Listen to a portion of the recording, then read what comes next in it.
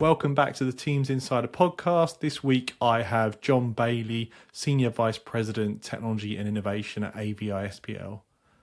I've worked with AVI-SPL for a number of years. They've been a big supporter of Empowering.Cloud, and I'm fortunate to catch up with John Bailey fairly regularly on what's going on in the industry. And on this pod, we get into that. We're just off the back of Infocom, so we get his thoughts on the show, also his thoughts on the industry and the market, where IT and UC have kind of collided with AV, and what the future holds. So many thanks to John for the time, and many thanks to AVI-SPL for their support of Empowering Cloud. On with the show. Hey everybody, welcome back to the pod. Been looking forward to this one. I didn't actually get over to Infocom this year, so I thought amongst other things I'd get an update from JB. JB, do you just want to introduce yourself and tell us about yourself and your role? Yeah, great to see you again, Tom.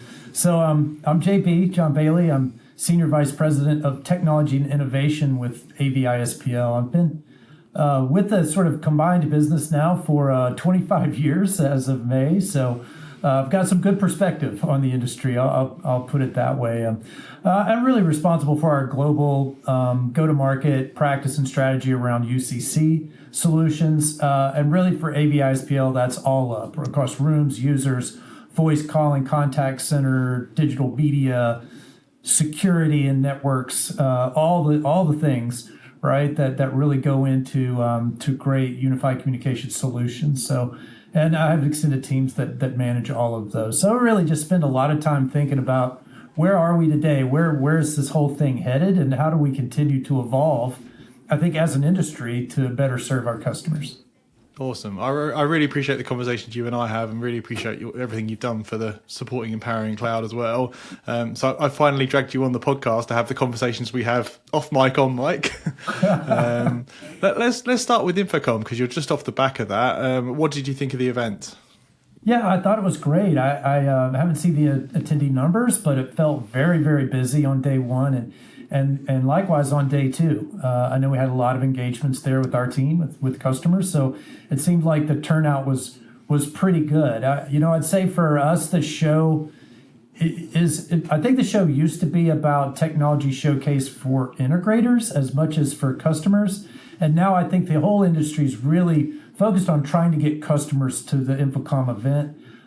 Because I'll play off the Avixa name, but really we all are selling experience these days, and we can't do that on spec sheets, and we can kind of do it on video calls, but it's really better to get customers in front of the technology, using the technology, seeing the power of what's possible, maybe the art of the possible, in order to really drive some of these new solutions out there. So I love the event. ISC is another obviously great event. Yeah. That we do every, I guess, on the offset.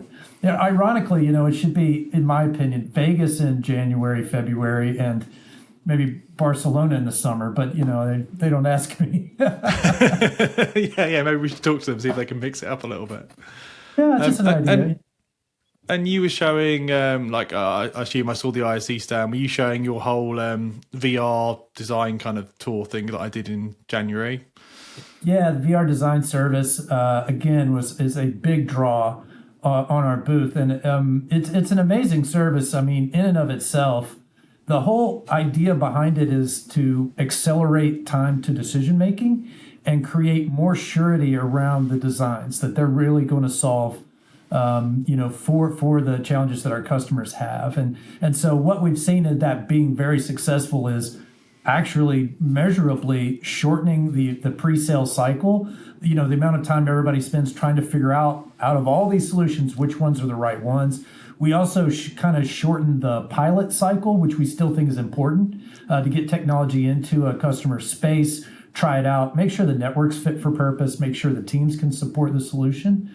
And then there are complexities with space design and technology that you really can't see in 2D on paper. You really need to visualize some of these things, and VR is the perfect medium to do that. So really excited I feel like about it's a really good use case for VR. It's like you can step into the room and look around and see the different angles, and particularly with the multicam setups now, understanding why cameras should be placed in different locations as well. Yeah. Absolutely. And, it's interesting too because VR is such a buzz, and then some people want to experience it VR, some people don't. Some people we like sanitize the equipment between every single customer that does the demo, but some people still have some reservations about that. But primarily, it's a design tool. It's really a tool for the designer to visualize the space, and then oftentimes I find we are actually then creating, once we have an approved design, a sort of a customized 3D fly through that doesn't require VR Yeah, so for you could design and then take it up to the execs for sign off and show them the fly Exactly. through, and yeah, it's really cool. Yeah. Awesome. So yeah, So talking of the show, I guess one of the things that strikes me is a few years ago, I wouldn't have been going to things like IoT and Infocom, and now they're kind of staple events for me. This AV-UC kind of coming together has been massive, and AVI-SPL I feel have been like at the forefront of that with with pro services, with rooms, and now with voice as well. What's your perspective on that? Kind of the two worlds coming together. it's been a long time coming, and again, I've been in industry for quite a while, right, a number of years, and we've been talking about, especially from the AV perspective, AV IT integration.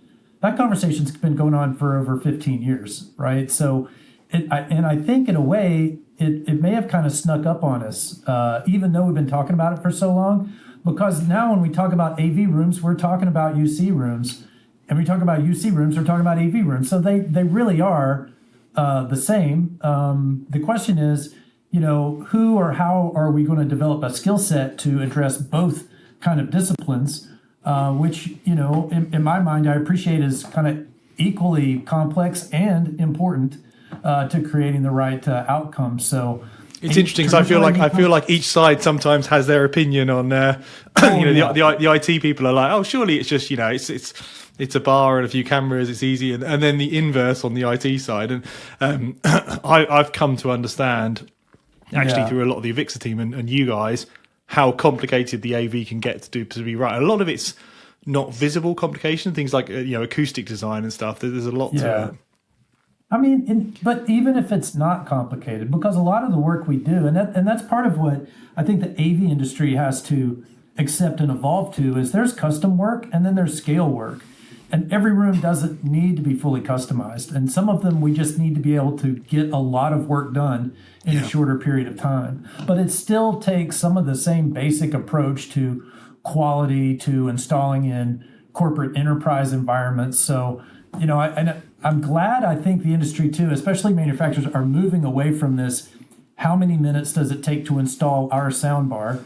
Right, because it's between 15 and 25, depending on who you ask. But how important is that really? I mean, if we make the devices easier to install and deploy, we should be thinking about scale as much or more so as kind of cost savings in getting things done. And that makes me. I just was thinking about, we were on a panel discussion about a month and a half ago, and it was all about AI. And one of the customers, attendees in the audience, asked the question, well, if AI enables me to do 4x the work, what doesn't that just mean the boss is going to realize he only needs one out of every 4 employees? And I'm like, well, I guess that's one way to look at it, but another way to look at it is, you could bring your products to market 4 times faster, utilizing the team you've got, and just enabling them to do a whole lot more. So I guess it's perspective in how you look at it.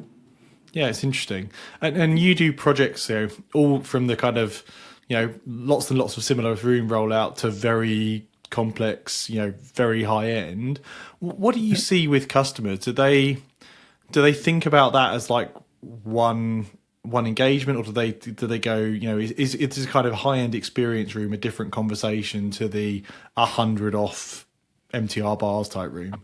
I think so, and I think this is where it's important that customers still appreciate consistency.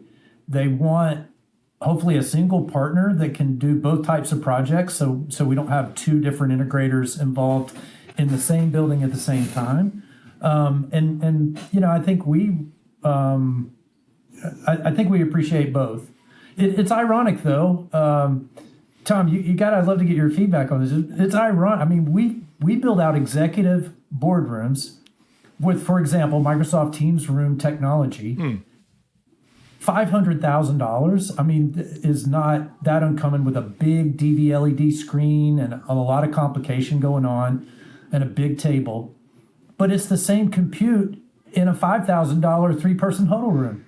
The core of the system is the same. It's Yeah, isn't that ironic. interesting? It's all the peripheral and the other bits and pieces, but it's fundamentally the. And I guess that's what it's interesting, that isn't it? Because that's what Microsoft are aiming for, uniformity. But is there a case there where it starts to get you'd like more bells and whistles, or are people appreciating that uniformity? Even if I'm in the boardroom or I'm in, a 4-person space, same UI, same experience. Yeah. Yeah, absolutely. So many times, our customers want something special for the executive group, for the board, but they're actually much less. They're more risk adverse in those rooms than they are in the bread and butter rooms. So it's like I always kind of get a chuckle. It's like, what have you got this cutting edge for our most important room? Yeah. You're like, I know you don't want to be doing cutting edge. Like, you want to be tried and Maybe you want tested. something proven, right? Yeah. It feels like the Microsoft options in those high-end rooms are getting more interesting in kind of the last 12, 18 months. So the likes of the QSys and the One Beyond and all the integrations you can do on MTR now. You can do some quite fancy high-end things with the MTR compute, as you say. Yeah, you sure can. But I mean, if I could just maybe bring it back to basics for a minute here, because here's something I universally hear from just about all of our customers, and that is they need these rooms to be more reliable. They need them to be hardened. They need them to be absolutely mission critical, because they are mission critical and they're meeting critical. And so, the kind of challenges that we've kind of had around these cloud connected rooms with multiple software updates, and there's a lot of stuff kind of going on. The market is saying, what I'm hearing is, we want more reliable solutions. We would even live with less bells and whistles if we knew we were 5 nines on these rooms every Monday morning when we come in, right? Because I mean, in the old way of doing things with big iron in a data center and MCUs, how we used to pre-cloud do this complicated video stuff, you might have a room or two go down, or you might have a blade go down in a component. You might lose 8 rooms, got to replace the blade. Now we have customers that come in and say nothing's working Monday morning. Why is that? And it may be internal reasons. It may be the customer might have done something to their environment. But nonetheless, we got to figure out how to get things more reliable. That's a key concern that I'm hearing. Yeah, that's interesting, isn't it? Because it was the old traditional AV world, very slow and steady, right? You would patch the MCUs once every now and again. We won't define a period, but not necessarily super often. They were robust and they sat there. And by comparison, now we're interlocking, more complex compute devices that patch themselves, less so on Android, more so on Windows, but a cloud service that is continuously moving. And to your point, Microsoft, being a software company, are very driven by the latest feature, the latest layout. Like, they want to keep revving because that's what gets kind of the sales end of the organization excited. But I do hear the same thing from, I talk to a lot of more kind of operational people, and you're right, it's the stability over the latest, whiz bang AI feature definitely resonates. Yeah. What do you see there, Jamie? You guys obviously do manage service wrap. You do the Pro Portal. You have your own stuff. Is that becoming a big part of the conversation? Is how you can, because you can't control what Microsoft do, but you can start to monitor and test to an extent. Yeah, I mean, we are continuing to try to push the ball forward with those things like delegated access, remote access, with how do we assist the customer in a way that everybody understands who's touching the systems and which part of the systems are being touched.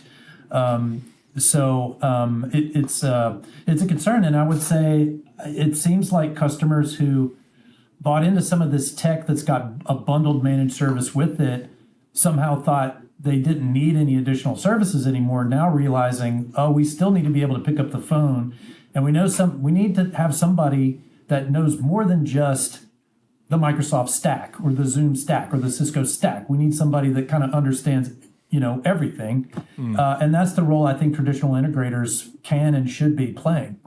So we'll continue to try to push into that space, but it's a complicated, right? It's a complicated story. So another thing I'd love your opinion on is it feels like obviously Microsoft is getting really busy in the room space. It feels like every OEM has a bar or something with a Microsoft badge on it these days. And I know your team do a lot of lab tests and kit selection. So I guess kind of two questions. I mean, is it sustainable for everyone to have a bar? And how do you help customers with vendor selection? What are the key things you can help them think about when they're selecting vendors? Yeah, you're exactly right. And we're testing the ones where we feel like there's strong market pull or there's serious innovation. But it's kind of harkened back to, this again, if we talk about the past and the present, right? There used to be a thing at Infocom called the projector shootout, where they got every video projector from every manufacturer and they put them all side by side on screens. And there'd be like 100 of them, right? And they eventually stopped doing that for a number of reasons, but one was they all just looked the same, right?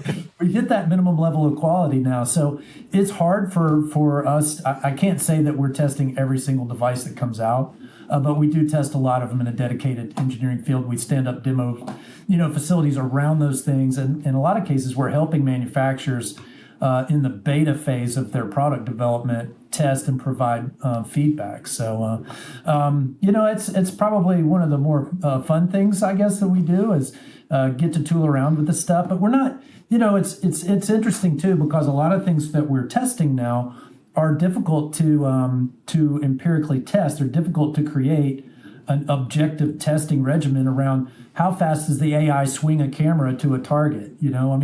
So we end up recording a lot of the testing that we do because it's hard to write down how fast is zooming in or out. We can try to measure that. It's hard to do. A lot of it's pretty subjective, and probably the best way is offer our opinion around some of those features and then just document them. So at least we can show people this is what it looks like. Yeah, I think it's really interesting. We get asked a lot. We do our research where we compare kits, but it's very factual comparisons, like feeds and speeds, specs, ports, sizes, which is useful to a point, but you absolutely then need to be able to see, 4K means nothing. Basically, like you need to see the image, the processing. And some of it is entirely subjective. Like you might like the way a bar fast cuts between people, or you might hate that because you personally don't like it fast cutting between frames, as an example. Yeah. And, security aspects, we want to understand that as much as we can, try to determine if there are obvious vulnerabilities. Usually with our security practice, we're just kind of playing the mediator to try to understand what a customer security posture is and then advise them on potential challenges with any given product, more so than to kind of recommend them a full list of security posture and protocol. And then interoperability, I think, is important. How are you going to manage and monitor those systems? Can we be successful in doing that? Is the API robust enough to allow us to do that for some of these devices? And then finally, a third I think is important is what's the rest of the product ecosystem? Like we were talking about how important peripherals are these days. So, for any given manufacturer, what does that roadmap look like? And are they going to continue to augment the solution with, better, different peripherals? Center of table camera is a great example of a feature that a customer can light up with their existing video bar if they have the right video bar, and if that brand has also released a center of table camera. So all those kinds of factors, I think we're really looking at to understand and help our customers decide. Yeah, I think that's super important. There's such high value there because you said, I think at the start of our conversation or maybe before we were recording, like you can't choose these things off a PDF. Like it's just it's it's sort of meaningless. You could set a minimum spec, but you need to understand it, and it's very hard. The very biggest customers do have labs and they get kit and they try it out, but as soon as you go down a tier from that, they're not going to test out multiple scenarios, multiple systems, whereas you guys can do that once and share that knowledge, which I think is really powerful. Yeah, that's great. And that lab has taken on so much. They now do for our engineers, they'll do a live lab. And again, so to kind of show these devices, show the testing, let our engineers experience what those devices are like, because we got, I don't know, over 400 engineers and a lot of technology. It's hard to get everybody in front of everything. Yeah. So that's turned into a really nice solution there, that the way that the lab supports our company internally. Awesome. So as we wrap this up, JB, what about kind of looking to a near term or maybe further term future? What's got you excited in the space? You've been in the space for a while, as you said, like you've seen things come and go. What's exciting for you at the moment? Yeah, well, let's come back to AI. We'll do that one second. But first, I think, including things that I saw at Infocom this year and at ISE, in Whisper Suites and NDA, and so these are things that are probably a year out. Yeah. Continuing to see more innovation around video, and I think that's where we tend to be lacking. If you think about all the capability that audio has these days, we could translate, we could transcribe, we can attribute who said what, we can provide shortcuts to when did Tom speak versus when did JB speak, and what did they say. Pretty amazing stuff. And in my opinion, just my humble opinion, I mean, video's still pretty basic. I mean, we're able to swing cameras and auto track faces, and in some cases we can pick out who's actually in the room. But what I call that window pane of glass at the end of the table, that hasn't changed in 30 plus years, right? Since the advent of PowerPoint that got us trying to figure out how do we show a computer screen in a conference room to begin with, right? So I really, some of the things that I've seen are encouraging, that we're going to maybe start to rethink this whole screen at the end of the table idea and come up with more creative ways to, again, create more engaging environments, both for who's in the meeting and for the remote participants. And it equally affects both, in my opinion, because you're either the postage stamp at the end of the table that nobody can make out, right? Or nobody can see your particular square because there are too many squares on the screen. It is all kinds of stuff going on. So I think we'll see a whole lot there. And then, I mean, but the biggest one, I think about, and at risk of sounding like everybody else talking about this. I know. As soon as you say I'm going to say, well, which piece? Because that's the interesting thing, isn't it? Like, how does it affect us? I believe it's AI's ability to support the meeting participants. It's not the intelligent edge devices. Those are great. They incorporate AI, but the ability to, I heard this term recently, the AI meeting manager, right? So, and that's kind of what our experience is, at least my experience is today. The AI tries to recap the meeting at the end, suggest the action items, give us insights into what happened, but it doesn't really help us along the way of the meeting. So I think maybe the next version of AI in the meeting room is the AI meeting participant that actually brings value to the meeting and says, well, since we're talking about the 5th floor redesign of the building in London, would you like to look at the floor plan now? You know, I think that's where we'll get to, and I have some appreciation of how hard that's going to be. I think mostly from a data governance standpoint, that a lot of people don't realize how important the data management is to AI solutions, especially within your own environment. And there are things like, we don't want to ask certain questions. Yeah. You know, for fear of getting an answer that's out there somewhere on the servers, but probably isn't something that we want to open up to, the general employee community. So that's what I think the meeting room of the future is, probably more on the AI IT side than the AV innovation side. What do you think? Yeah, no, it's interesting. I think the AI piece is interesting in multiple ways. So I think I'm interested in how it can actually help optimize the AV experience. I know in consumer land, I've got Sonos speakers and stuff. Like, I'm unsure why that hasn't come to the like bar technology yet. It feels like that would be a good way to set audio up. They're put in such challenging scenarios. I'd love to see a bar that scanned the room and said you've placed this bar for a small room in a hall. It's just not going to work. Like help people not shoot themselves in the foot. So I think that'd be really interesting. That the piece you mentioned, the AI in the meeting, I definitely think that's very interesting. Some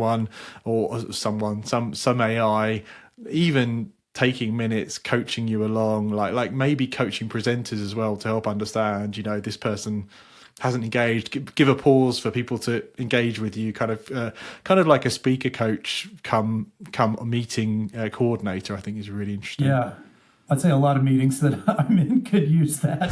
Somebody, a stronger moderator, maybe, to keep things on the level. But Yeah. have you seen or experimented with any of these personal AI devices?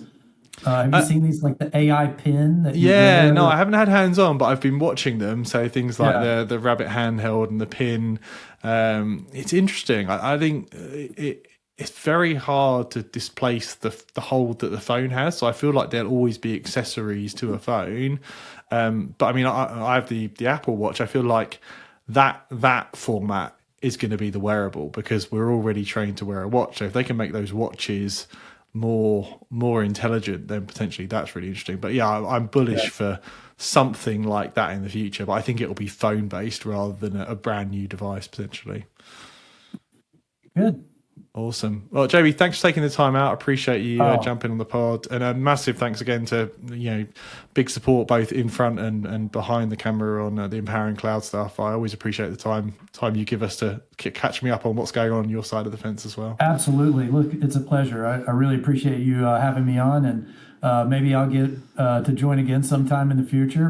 But happy to support Empowering Cloud too. It's a great organization that you all built there. So thank you for that.